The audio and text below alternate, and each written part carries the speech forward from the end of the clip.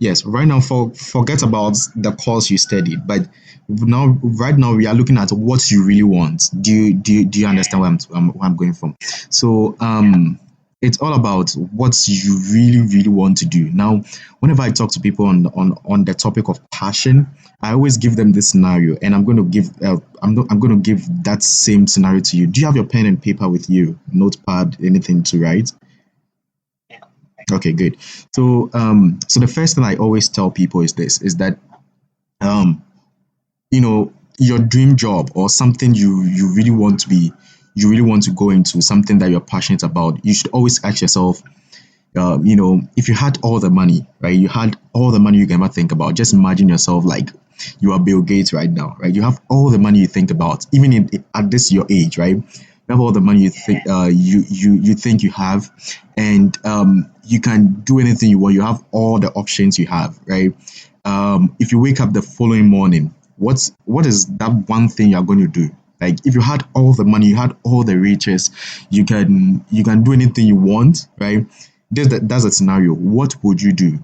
Right? When you ask yourself that question, what happens is that you put yourself in a state where you are basically looking for your passion. You're looking for um, something that you really want to do. Because now, most times what our parents and the society tell us is that study hard and get a good paying job, right? They never talk about what we are passionate about, right? At the end of the day, what happens is that we are all our lives, all we are chasing the money.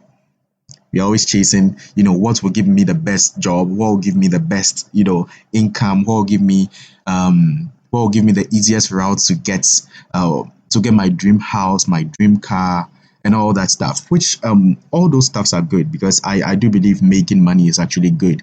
It gives you a lot of options to in order to help others, right? Because look at the current pandemic going on right now. The people who are doing the biggest impacts are people who are rich, right? I recently heard that Jack Ma, I don't know if you know him, Jack Ma, the former president of Alibaba. I don't know if you know him. Yeah, you can write his name down and search him. Yeah, so he recently signed a check of $1 million to help in the combat of this COVID-19 going on, right? And it had to do with money, because if you don't have money, you can't help in finances. You can't even help in anything. All you have to do is prevent yourself. But people who have money, like Bill Gates, Jack Ma, even here in Ghana, I hear this man. This controversial man, what's his name? Uh, uh, Kennedy Japan, right? Yes, Japan also, donated a lot of, all these PPEs in order to help fight the disease here in Ghana, and all had to do with money. So for me, I do believe, you have to also look for money, but oftentimes we are mostly chasing the money because our parents want to have the best for us, right? They always you know they want to make sure that we have the best life, right? And so they really, most of the times, they don't put our interest in the line. They put the fact that they are looking after our financial freedom, right? And so they tell us what to do, and it's not just the parent, right? Sometimes it's our teachers, sometimes it's our siblings, sometimes it's our society around us. They tell us what to do without us considering what we really want to do, right? And the way to actually find your passion is asking yourself why. So so you remember when I was asking you why anesthesia, why not being a medical doctor, why not being a pharmacist, why not being something else, right? And when you get to answer the question why, and you keep on asking the question why, what happens is that you come to a conclusion that it's either this is my passion or this is not my passion. I just wanted to do it because it sounds cool, it looks cool, or there's money in it, right? Those are the three things that we always look for. It sounds cool, it looks cool, or it's making us money, right? But at the end of the day, there are so many people who are in different fields, right? There are so many people who are in fields that are making them money. They are genuinely making money, but they are not happy with where they are right now. And the reason is that they didn't consider these things we are talking about, which is asking yourself, why do you really want to do what you want to do?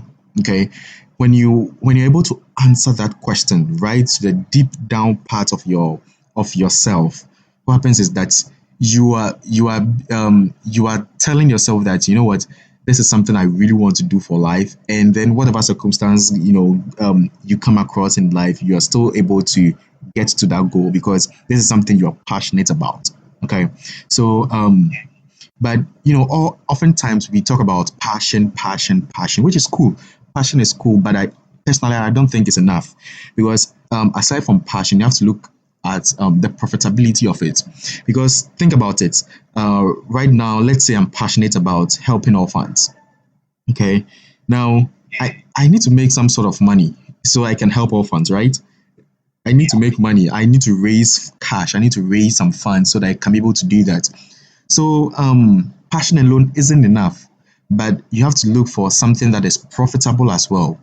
Okay, you have to look for something that's profitable. And so when I tell people about passion, I ask them if that very passion is profitable as well. Profitable means meaning you can be able to get the financial freedom from that very passion. Sometimes that very passion wouldn't give you that enough financial freedom you want or that financial stability you want.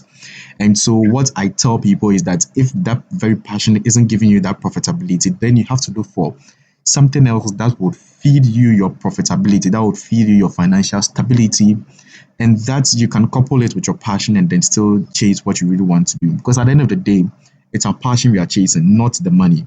Okay.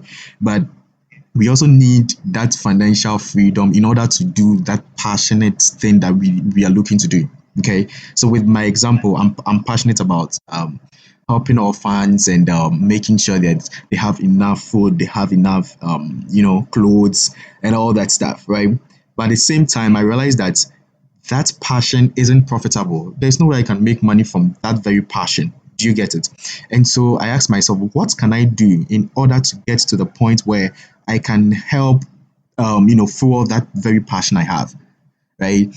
And if you start asking yourself that question, that's when you realize that you either need something else, maybe a skill, or you need it's either a skill or a different job, or something that would fuel you that amount of money for you to be able to do that passion. Okay, so right now for you, what I want you to be asking is that, okay, so it's been what's it called, anesthesiologist, right? um is being an anesthesiologist your real passion? You don't have to answer this on the call, right? But what I want you to do is to think about it, go deep down within you, and then keep asking yourself why is it anesthesiologist? Why not something else, right? And then eventually you come to a point where you realize that maybe you know it's not being an anesthesiologist that I want to become, but it's something else. And then you look for that something else, or it's anesthesiologist and I really want to go for it. Okay, so again, you remember the scenario I asked you to do. Just imagine yourself as having all the riches you ever have, and then ask yourself, what would you do the following day? Like, you wake up in the following day, what would you do? If you're able to answer the same question, I mean, if you're able to answer the same thing you said about being an anesthesiologist, then it's game time. Now it's time to chase that passion to the core, right? And so that's that side for the passion. Okay, that's the side for the passion. Now, when I asked you earlier on, you also said that you wanted to develop yourself, like your inner self. You wanted to develop yourself, develop some skills that you want. Okay, so what I'll be talking about on that is that aside from anesthesiologist, what is something that you admire about people first, right? You admire about people, or you just imagine yourself doing for some time. Okay. Now let me give you an example with me. I always admired, when I was growing up, I always admired people who were speaking on stages, right? Who were speaking on these big stages and talking to lots of people, like 5,000, 10,000 people on stage, right? I really loved it. I love how, someone like Albert Orkan, I don't know if you know Albert Orkan, Mensa Otabil, right? I always admired how they are able to talk on stage and command that sort of authority on stage and teach people and then share their knowledge. And I always admire that. And so while I was growing up, I always asked myself, how can I be like these people? Okay, this is something I really admired. But what can I do to also get to that level as them? Okay, and when you start asking yourself these questions, you realize that you are putting yourself in a state where you're going for what you really want. Because if you admire all those people, then if you admire those people, what it says is that you start asking yourself, what can you do to actually get to that level? And so write this question, this statement down. Questions invite revelation. Okay, questions invite revelation. Now, you realize that throughout this call, all I've been talking about is asking yourself a question all the time, asking yourself a question. Now, this is a quote I live by: questions invite revelation. Is that when you start asking yourself the right questions, you're able to discover things that you really didn't think about. Okay, and so for you right now, in order to develop yourself, you have to ask yourself, what are your goals? What is something that you admire doing, aside from being anesthesiologist, or aside from being in the health field? What is something that you admire doing? What is something that you look up to people and then you're like, oh, I wish 5 years or 10 years later I can be doing this thing, right? And then what you do is write those things out, write them out. It could be public speaking, it could be writing a book, it could be being an entrepreneur, it could be whatever. It could be being a business coach, it could be anything, but just write those things. It could be one, it could be two, three, five. It doesn't really matter. Just write all those things down, right? And then what you do is, for each one, you ask yourself, how can I get there? Okay, how can I get there? And so let's just say you want to start writing a book. You ask yourself this question: that how can I be an author, right? How can I be an author? And then what you do is you look out for different resources, right? Because obviously, if you want to be an author, then definitely you have to love reading books, right? And so you start reading books, you start reading people's biographies, right, on the internet, literally going on Wikipedia, and then searching people's, biographies, how they got started as being authors, right? This is just an example, but you can do it for your own self. You ask yourself, what is something that you want to do? Maybe it's public speaking. Then you ask yourself, how did these people that I admire, how did they get to being these public speakers that I admire now, right? They didn't just, all of a sudden just become public speakers. They went through a series of, series of training, series of, exercises to get there, right? And so in your when you are looking at getting to that level, you have to start searching. You have to go on Google, typing in how to become a public speaker, right? Go on YouTube, how to become a public speaker, watching videos. If you have the money, you can subscribe to some programs that people are selling online, right? In order for you to get to that level. And then what you do is you immerse yourself in the trainings and the materials that you are getting. And after that, what you do is you practice. Okay, you practice. And we always admire all these guys around, and we don't know how much they've been practicing. Some of them have been practicing for like decades and years ago. We see them today, we admire them, but we don't know how much they've gone through, how much trainings they've gone through. Okay, but it all comes from they being the perfect practitioners. They've been able to practice so much so that they are so perfect at what they do. Okay, so let's recap with the steps. So the first step is, what do you admire from right now? Like what is something or someone, or it can be anything that you admire right now, right? You look in your life like 10 years later, you want to be this, right? You write it down, you write, all your things that you really want to do. And then you ask yourself, how did these people get to that point? And now it's time to research. Now it's time to research. You'd ask yourself, how did these people get here?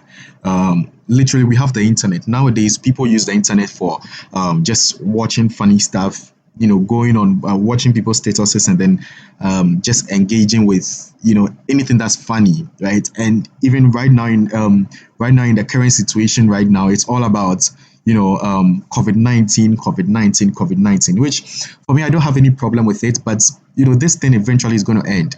And and after the end, what happens is that people are now going to come back from a state of stagnation, because literally everything has quit. Like, everything is on stagnation right now.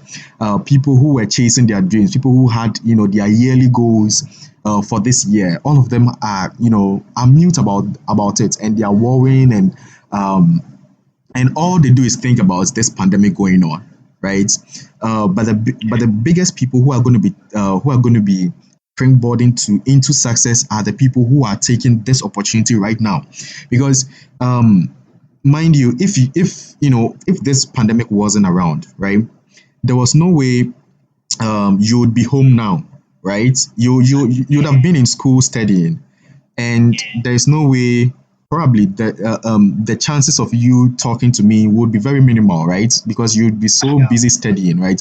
And so for me, I see this as an opportunity for people to take, to grasp, so that they can be able to change themselves, so they can be able to impact themselves. And right now, you have taken the bold step to do it, and I want to congratulate you for that. But what I want you to do is take this time right now, and then go crazy with your dream, with things that you are looking to do. Okay, like, this is the best time. Like, I'm always telling people, I've been doing these calls since Wednesday, and for everyone I talk to, I'm always telling them this is the best time ever to take the opportunity to develop yourself. And everyone is different, right? I'm not going to recommend something that you really don't like, and because just for the fact that it's nice and cool, then I just recommend it to you. No, what you have to do is to think deep down within you, what is something that you want to do for life, or what is something you admire, then go for it. Like, if it's books, there are so many resources out there. I don't know if you know about this resource, pdfdrive.com. Okay, pdfdrive.com. So on there you can find any book you're looking for, the PDF version, of course. Okay, you're going to find a PDF version of that book. You can just type in a title of the book, and then it's going to give you the options. You can download them, you read them on your phone. But it's not just reading, but taking action. Okay, it's not just reading. A lot of people have knowledge, like, I don't know if you recently watched my web class I held, I think last week or so. But basically, I was telling people about the fact that not having knowledge alone isn't enough. You know how they say knowledge is power. I so disagree to it. Knowledge isn't power, because guess what? If you know how to, let's just say you know how to what can I even use? How to build a television, okay? And you don't use it. You don't use that knowledge. Do you have that power to do that? No. But until you have been able to apply that knowledge you have, and then actually bring that knowledge into reality, and then you have a TV, that's when you have the power. Okay, so having the knowledge, we have information everywhere. There's information everywhere. There's information on the internet, in books, in seminars, in courses, all these places. But the biggest people who are doing great things are people who are taking action, people who are actually doing the work. So they read a page, and then they take action for a page, right? For me, I don't read a book all the way to the end and then I take action. No. I read a book, I find something interesting, I stop reading the book and I go do what I have to do. After applying, then I come back to the book and I continue. Okay. So oftentimes people say I'm a slow reader, and it's true. I can take 3 months to read just a 200-page book, right? It's because I'm taking the time to actually implement what I'm reading as well. Because oftentimes we read a book and we get to the end of the book and we're like, oh, this book was so cool, and then we don't do anything about it, right? Have you had that instance before? Yes, we read a book, and then we realize, oh, this was so good, and then at the end of the day, we don't do anything about it because we've been crippled with over information, right? And so what I do is I tell people that you read a page, you implement a page, It doesn't necessarily mean that, if you read a page and then you just drop the book and go do whatever, right? But, if you learn something from the book right at the instant, you stop reading that book and go implement it right away. Those people who are doing that are the people who are actually taking the world by surprise. Okay, so that is what I will tell you is that you should look for something you love doing, or you would love to do, and then look for ways and means to get it so that you can be able to change your life. And ultimately, you can be able to change others' lives, because at the end of the day, whatever skill that you're going to, develop from all these, eventually you are going to be teaching people, how to do it as well. And then eventually it's going to help others as well. And then at the end of the day, makes greater impact because others are also touched from you actually developing yourself. Okay. So that is what I'll tell you right now. Okay. Now, maybe you have maybe some specific questions you want to ask about this very this topic that we've talked about so far, so that I can be able to help you more on that.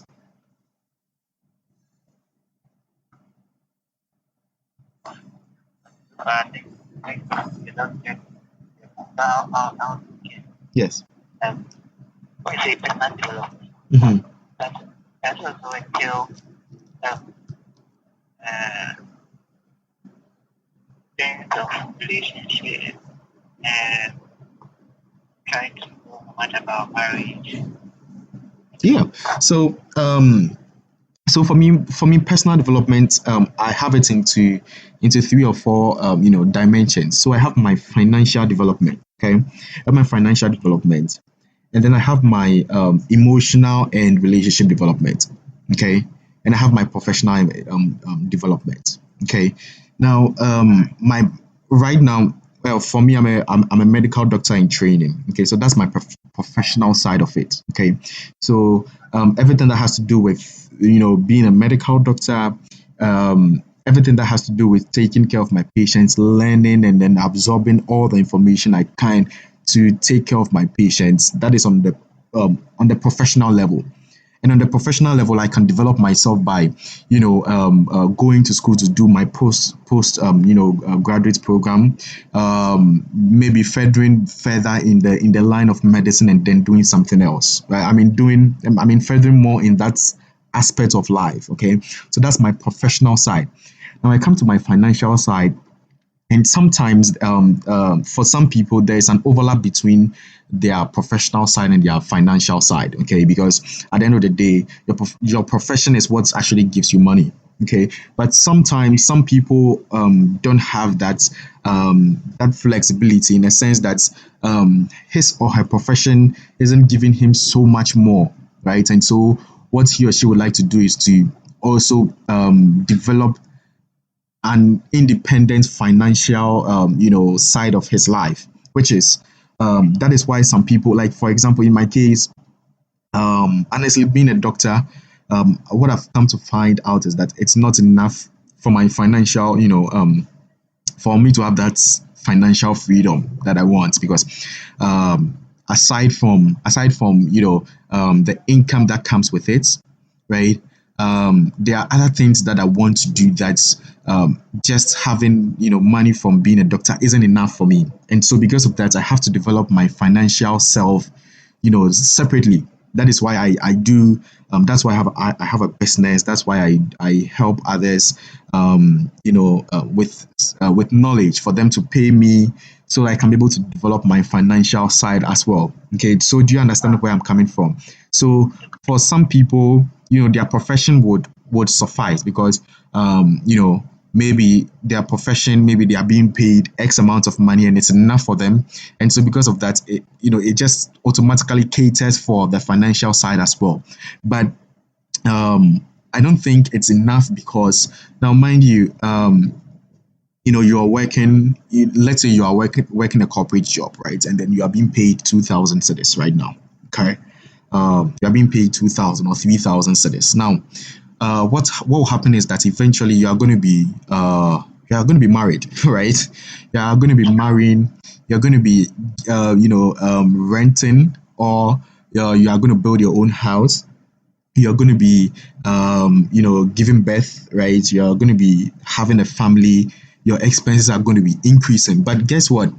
Your amount of money doesn't really increase. Have you realized that if you are being paid 2,000 for 5, 6, 7 years, you're going to be still be paid that same amount of money, unless you get a promotion, right? Or unless you get, unless you go further yourself, and the increment isn't so much enough to the extent that it can be able to, to help you gain that financial freedom that you want. Okay, so with financial stability, what I recommend people to do is, have you read this book, Rich Dad Poor Dad? You've read it. Okay. And have you implemented what you read about, in that book? Um, You haven't. Okay. So what I want you to do is go back to the book. Do you still have the book? Okay. What I want you to do is go back to the book and read the book as I have suggested. Instead of reading the book all the way to the end, you read something you are it picks up your interest, then you go take action. Okay. One of the things he mentioned is that being an employee isn't enough, right? And so eventually you'd have to either have your own business or be an investor. You remember the cash flow quadrant, right? He talked about in the book. Good. So what you want to be doing is, aside from your professional side, where you have to develop that aspect, which is studying in school and then getting that degree, and then eventually writing your licensure, and then getting that professional degree, so you can be able to get your dream job. Aside from that, you also have to look at your financial development separately. And how do you do that? It's by asking yourself that, if even if you don't like being a business owner, you can be an investor. And there are so many financial assets. Like, there are so many financial assets you can invest in. But it's more about the education part of it, understanding how to invest, and not just about investing per se, right? Here in Ghana, there for the past 2 3 years now, there has been several bad investments, from the banks to private individuals, like men's gold, right? Like Bitcoin. I don't know if you heard about Bitcoin. um there are so many financial assets out there, and but what I actually tell people is rather to invest in themselves rather than investing in financial assets. Okay. And the best way to invest in yourself is to basically know what someone else knows, right? If you look at someone like Warren Buffett, you know Warren Buffett, right? Yes, Warren Buffett is one of the richest men in the in the world right now, and he's a big time investor. Right now, think about it. Warren Buffett is currently, I think, 80 years or something like that. He's written a book, and it took him, several years to actually discover all the secrets in the book. Right. So let's just say it took him 20 years to actually discover that. Now, if you read that book, do you think you can actually shortcut your journey to financial freedom by 20 years? no, no, you can't. Sorry. But just reading the book, I think you have to also practice. Exactly, but at least it gives you the opportunity to be able to shortcut your success from, because he made lots of errors. He made lots of silly mistakes that he regrets doing. He puts that in a book, and he tells you, this is what I did wrong and this is what I did right, so do what is right. And if you read that and implement it, you do realize how much you have shortcut your journey to your success, right? It's so easy. It's so easy because now you don't have to spend that 20 years he spent. You are probably going to spend 3 or 5 years to get to that point. Okay. So people talk about investment, which is cool. Like, I actually would love people to go into that aspect as well. But at the same time, the best way to invest is investing in yourself. Okay, investing in yourself. There are so many financial assets out there, but you understanding how those financial assets work on themselves alone it's even the best. I mean, it's the best investment you can ever invest than actually investing in the financial assets. I don't know if that makes sense. Yes. So let's say you want to buy you've heard about MTN stocks, right? MTN shares. So you're going to buy MTN shares. You heard about the opportunity. You're like, oh my gosh, I put thousand cedis in it, and then 5 years later I make 5,000. Okay. That's the dream. That's what you are wishing for. That's what you've heard. But the best investment isn't actually investing in that financial in that MTN shares. The best investment is understanding how the MTN shares work. Do you see the difference? Yeah. Exactly. So these are things that I want you to be doing right now in each department of your life.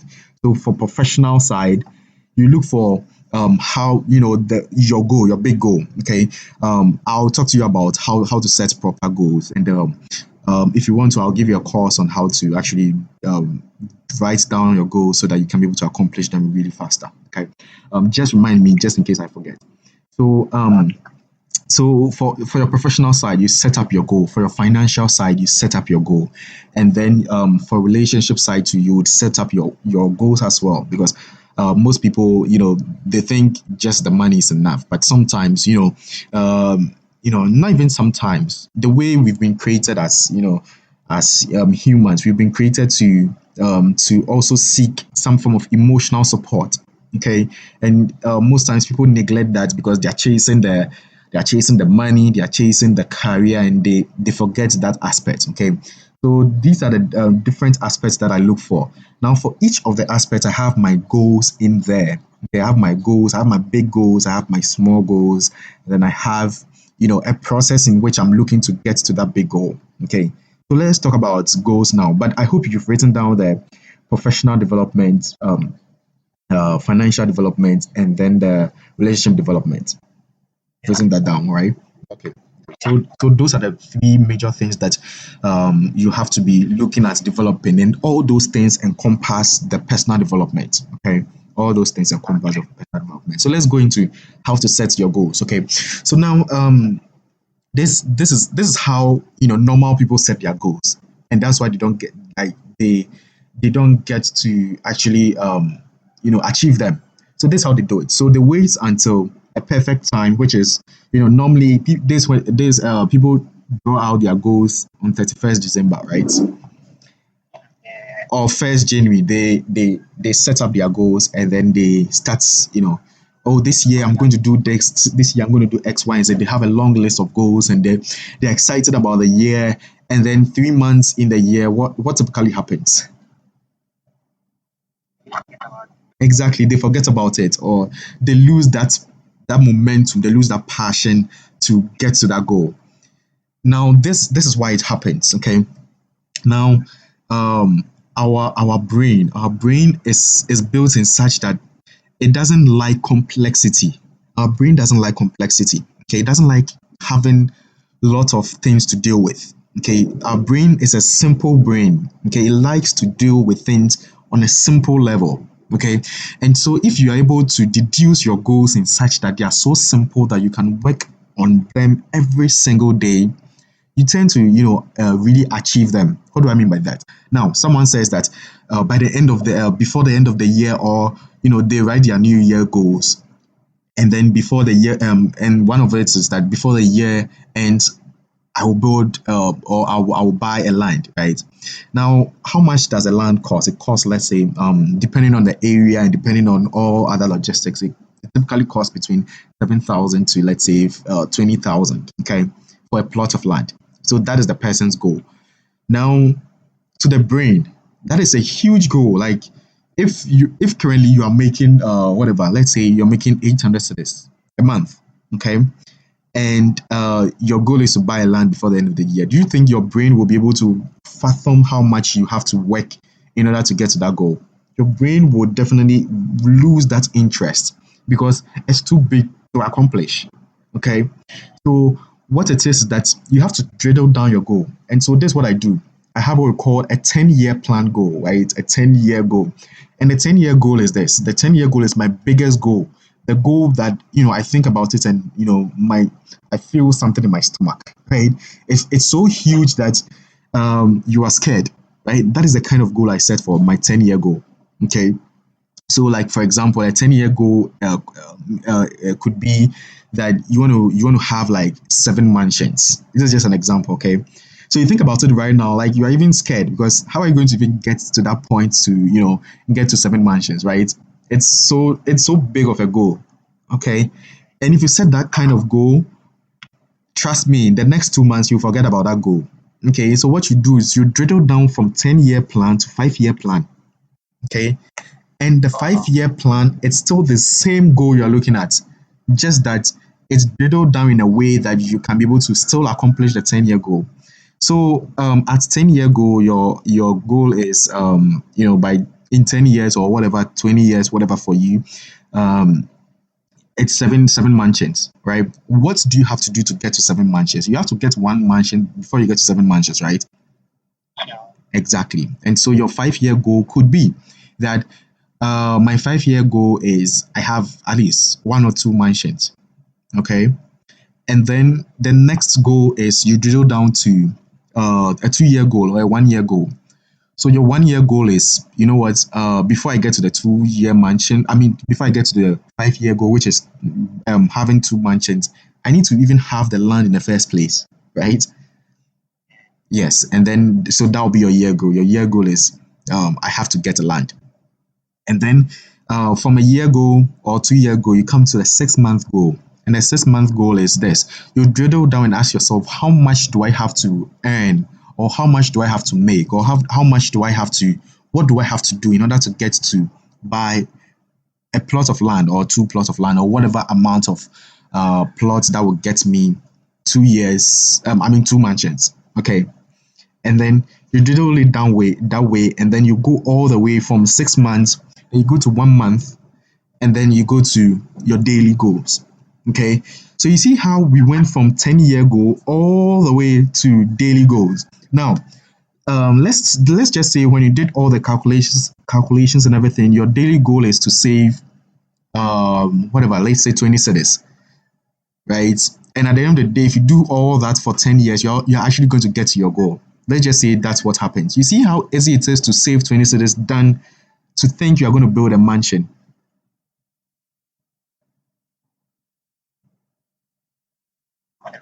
Hello, can you hear me? Yeah. Yes. So do you see how easy it is to actually work on your daily goals than working on your 6 months or 10-year goal? Yes. So whatever goal you have, I just use the mansion thing as an example so that it would make sense. But whatever goal you have, what you have to do is to set a 10-year goal. And it doesn't have to be in 10 years, just that is your big, like that's your huge goal. Okay. So think of it as a football player, right? A football players, do you like football? Yeah, I do. Okay, good. So someone like Messi, right?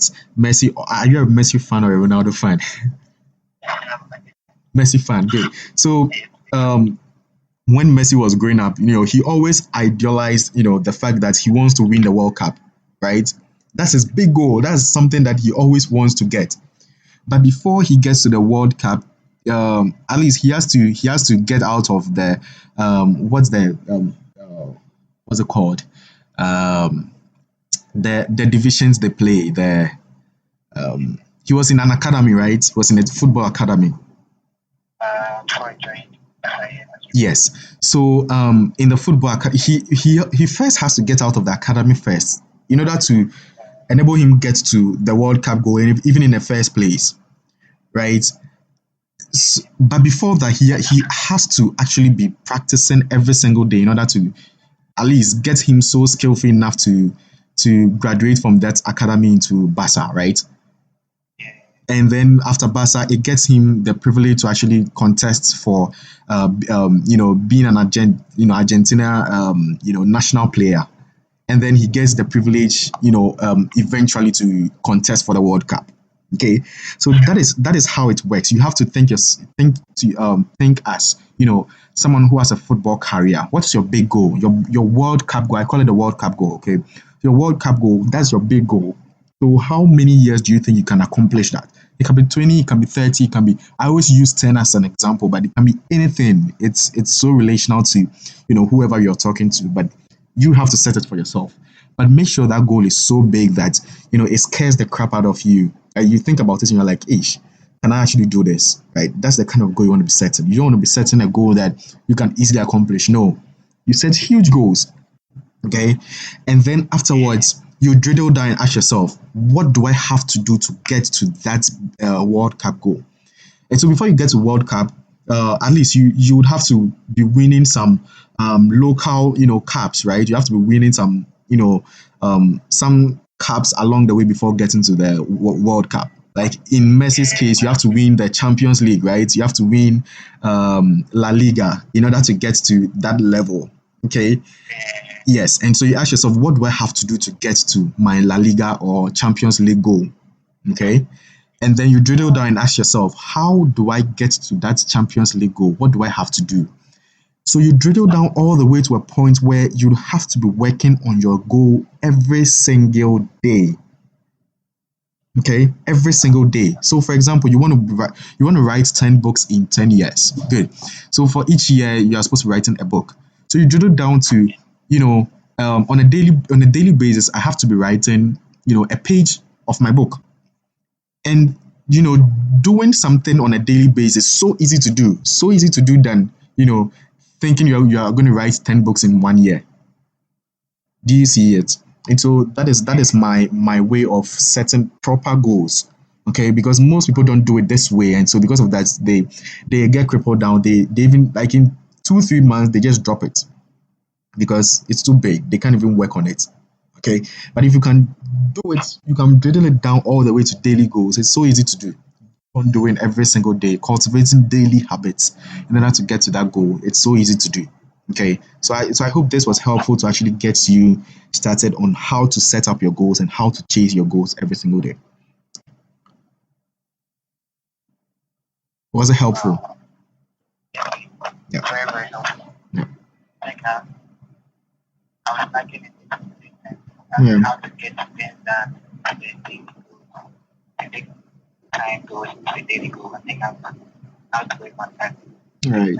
Right. And remember, you do that for every department of your personal development, for finances, for professional, for relationship, for whatever, aspects of your personal life that you want to develop. You do it for each of them. So for me, every single day I have something I have to do for each of them. Right. So for my business goals, I do that.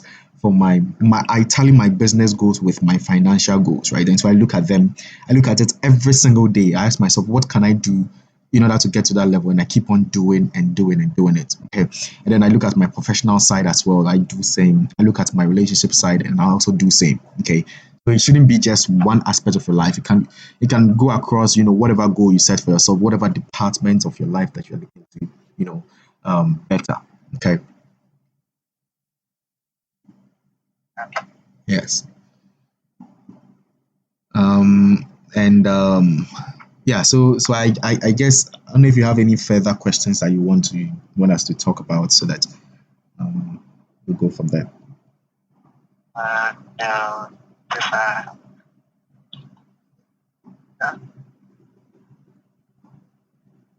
okay.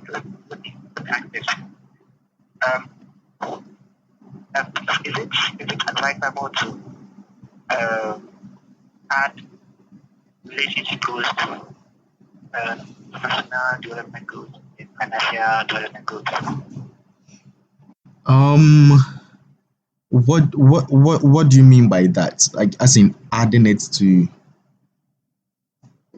Yeah, maybe as maybe criteria, Mhm. and add up relationship stuff Mhm.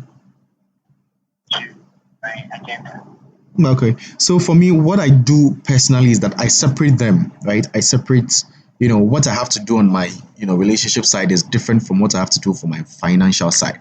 Of course, eventually what you realize is that they tend to overlap, because at the end of the day, you working on your financial goals would, it will overlap into your relationship goals. That's it definitely overlaps.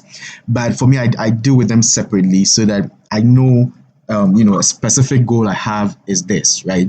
And then, so if I'm able to accomplish that, I know I've been able to accomplish something in my financial development goal specifically. Okay. So that is how I separate them. But then eventually they overlap and then you realize how much they overlap. But I still want to separate them so I can be able to at least get myself accountable to specific goal I have in each department. Okay. Yes. Thank you so much. Yeah. It's a pleasure. It's a pleasure, sharing something I know. Yes.